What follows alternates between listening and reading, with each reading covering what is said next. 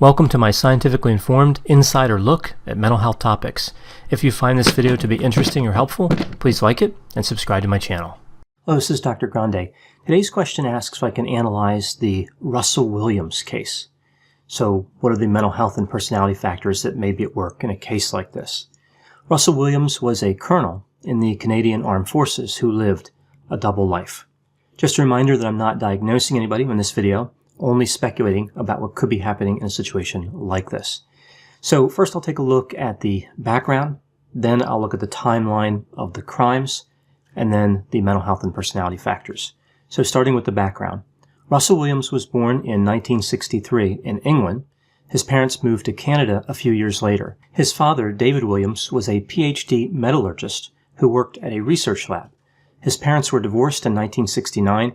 Evidently, David Williams had an affair with a woman named Lynn Savka. After this, his mother, Christine Williams, started a relationship with Lynn's husband, Jerry Savka.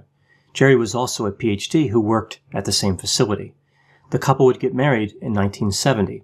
Russell ended up being cared for by Christine and Jerry, and for many years he even used the last name Savka. Evidently, the breakup of these two couples was a bit of a scandal, so Christine and Jerry decided to move out of that community. Evidently, Christine was extremely extroverted, and she also considered herself to be in the upper class of society.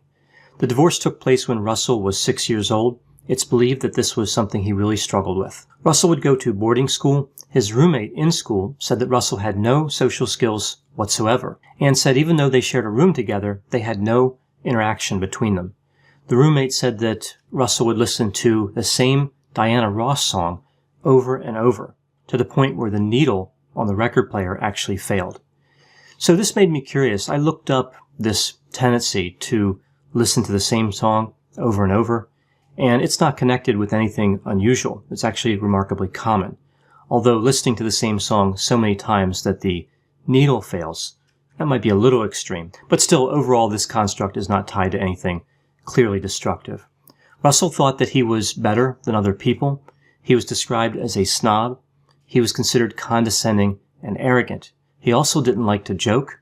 He didn't make many friends, and he was always serious.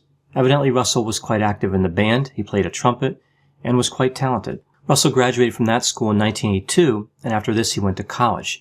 He was assigned to a townhouse with 5 other students. Before any of them could get settled or get acquainted, he developed a schedule that listed all the chores in the residence and assigned jobs to the roommates. They described him as authoritative, focused, orderly. They said his room was spotless. He perfectly folded his clothes. They referred to him as drill sergeant. Evidently, his mood lightened the longer he was in college. He started to regularly pull off practical jokes. His sense of humor is described as odd. Some examples of his jokes: he changed out the tumblers in the front door lock so that one of his roommates was locked out of the residence. He drew cracks on a mirror to convince one of his roommates that the mirror was, in fact, broken. He waited in a closet for a half hour to jump out and scare one of his roommates. This kind of reminds me of Gary Ridgway. Gary Ridgway didn't hide in closets and jump out, but he really took a lot of pride in his ability to sneak up on people and scare them. Now, his interest and participation in practical jokes is actually pretty interesting. We know that this behavior is associated with sadism, so this may connect to what we see later on. We see that Russell was reasonably well liked toward the end of his college experience.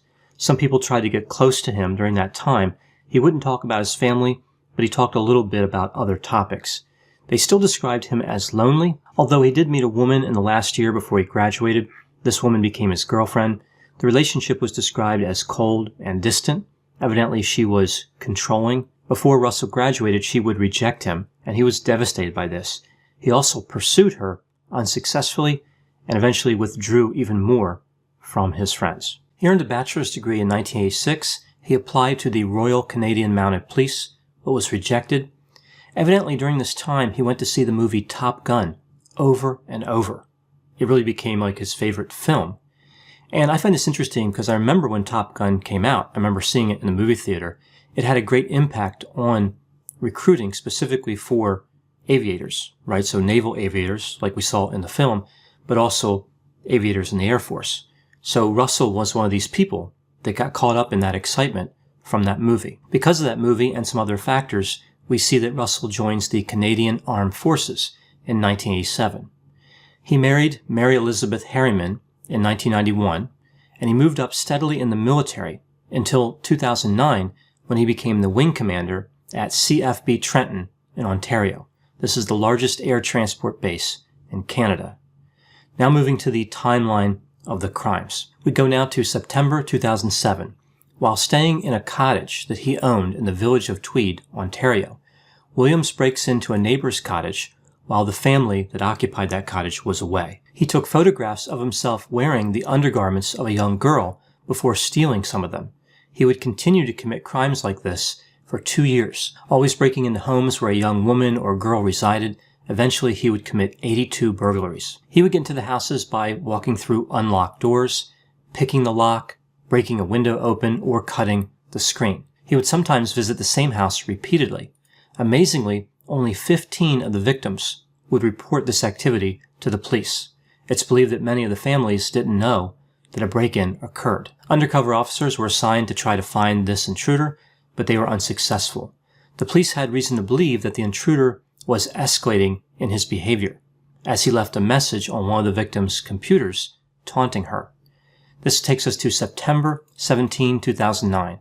Russell breaks into a woman's home and commits a sexual assault and takes pictures of her. He commits a similar crime on September 30. November 23, 2009. Russell engages in another attack that contains all the previous elements, but this time he escalates to murder. The victim was 38-year-old Corporal Marie France Como, a flight attendant who worked at the same base. She had met Russell one time, and from that meeting, he learned that she lived alone. After the crime, he would end up sending condolences to her father. January 29, 2010. At 1 a.m., Russell breaks into the home of 27-year-old Jessica Lloyd. He had seen her exercising on her treadmill through a basement window. During the attack that would go on until 8:15 p.m., Russell transported Jessica to his cottage, eventually striking her with a flashlight and then strangling her with a piece of rope. He would leave her body there until February 2nd, when he dumped it nearby. When Russell was still at Jessica Lloyd's house, 2 men drove by the house and noticed an SUV parked next to it. They reported this to the police after Jessica was reported missing. The police found tire tracks from that SUV in the field. They set up a roadblock and stopped Russell Williams. The police made it seem like they were trying to catch drunk drivers. As they were talking to Russell, he told them they needed to leave because he had a sick child at home. They determined that his tires matched the tracks left by Jessica Lloyd's house. They let him go, but they put him under surveillance. Later, the police would learn that Russell had lied about having a sick child at home. Russell and his wife did not have any children. The police called Russell in for questioning on February 7, 2010. During this interrogation that lasted for hours, the police searched his cottage and his house.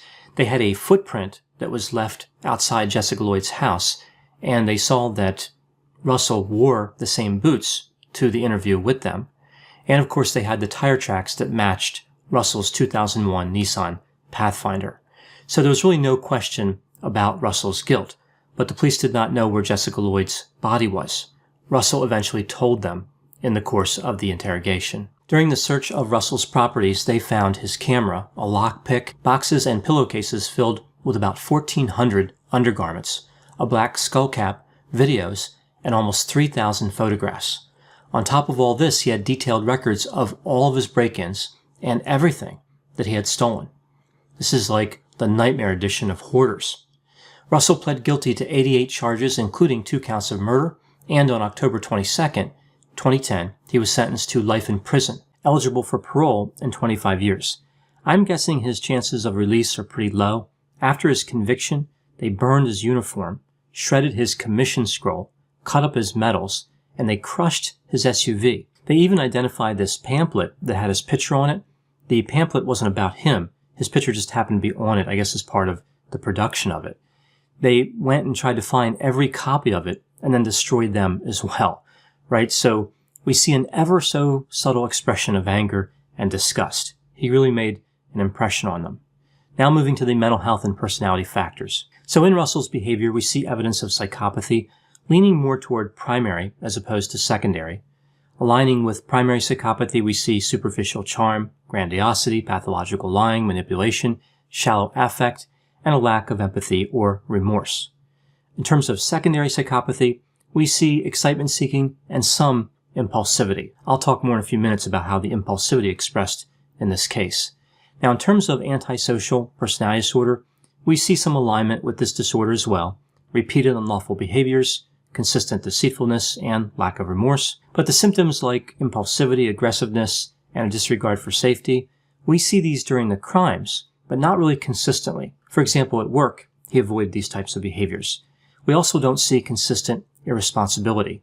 There's no evidence of conduct disorder before the age of 15 either, which is a problem when trying to align a disorder like antisocial personality disorder. So we see this pattern with high primary psychopathy, but behavior that doesn't really fit with antisocial personality disorder that well. This is an unusual presentation, indicative of someone who could get away with many crimes before being caught, someone who could build a good career, and someone who is narcissistic. Russell's behavior seems to align with many of the criteria from narcissistic personality disorder. In a sense, Russell was able to sidestep the negative consequences of narcissism. Characteristics of narcissism like a sense of entitlement, believing oneself to be special or unique, and arrogance are sometimes interpreted as necessary for high-profile leadership positions. People probably looked at Russell and thought, well, he needs to be narcissistic in that job. It comes with the territory. Similarly, people may have looked at his psychopathic characteristics and thought that someone in his position needs to be tough, not easily alarmed, cold, and they have to make hard decisions, right? So his psychopathy and narcissism may have actually helped him seem more appropriate for the job that he had. Russell seemed to have high conscientiousness for a killer. In this way, he kind of reminds me of Gary Ridgway. I talked about him before. Gary Ridgway was highly conscientious, but still, of course, had the behaviors that align with psychopathy. We see plenty of evidence for this. Russell's career, his detailed record of his crimes, when he made that schedule of those jobs for his roommates in college, and when he would neatly fold his laundry. I think the struggle in this case is really about how this high level of conscientiousness battles his strong drives. So it's order versus impulsivity. It's almost like his conscientiousness was able to restrain his impulsivity, but over time, it became less effective. As he committed more break-ins and found gratification, his desires grew. He wondered if the narcissistic fantasy could become reality. In the case of Marie France Como, he had broken into her house a week before the night of the killing. Clearly not satisfied with that, he escalated to murder. She had noticed that her undergarments were disturbed from that break-in, but she blamed her ex-boyfriend. After he initially attacked her, he took time to secure the house and destroy the evidence, so really, again, points to conscientiousness. After the murder, Russell took pictures of himself bleaching the sheets. So here we see a clear struggle between opposing desires. He was creating evidence against himself while trying to destroy evidence. High conscientiousness doesn't always lead to a decreased risk of getting caught. It can sometimes interfere with getting away with a crime. Russell became more dangerous, and at the same time, he continued to keep meticulous records of everything he did. Almost like the conscientiousness simply took on another role. It expressed itself in a different way. The question really becomes, can one commit these type of crimes while holding on to a sense of order and duty? In the murder of Jessica Lloyd, he waited outside the house for hours for her to go to sleep before he entered the house, acting on impulse, in a sense, without losing all notion of restraint. If not for Russell's conscientiousness, he probably would have started committing crimes much earlier in his life. It would make sense that his destructive desires were present for many years. The problem here is, when he started trying to satisfy those desires, that only led to more desire. The drive really becomes insatiable, right? So it's really kind of a slippery slope. When these criminals start getting involved in this, if they can't cut it off early on, sometimes they just glide right down into the realm of murder. Many killers like this have problems with relationships with women. Now, he did have perhaps a strained relationship with his mother. She appeared dominant and grandiose, and he was rejected by that girlfriend. But eventually, he was married, right? So he seemed to address some of those problems. He had what seemed to be a normal relationship. So those wounds really run deep for some. This case really highlights one of the key differences between primary and secondary psychopathy. Secondary psychopaths are obvious. They commit crimes impulsively based on emotion. The primary psychopath is more frightening because they can blend in with the population or stand out for positive reasons.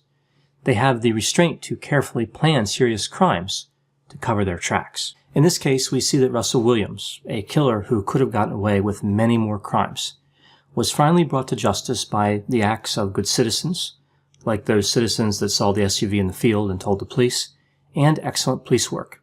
We see that roadblock, we see the matching up with the tire tracks, and then being clever enough to know that they needed to let Russell go and keep him under surveillance. We also see great work in the interrogation. Yes, there was a lot of evidence. It was clear that Russell was guilty, but getting that confession really removed any possible doubt and avoided a trial. He would plead guilty, which was easier and better for everyone. I know whenever I talk about true crime cases, there will be a variety of opinions. Please put any opinions and thoughts in the comments section. They always generate an interesting dialogue. As always, I hope you found my analysis of this topic to be interesting. Thanks for watching.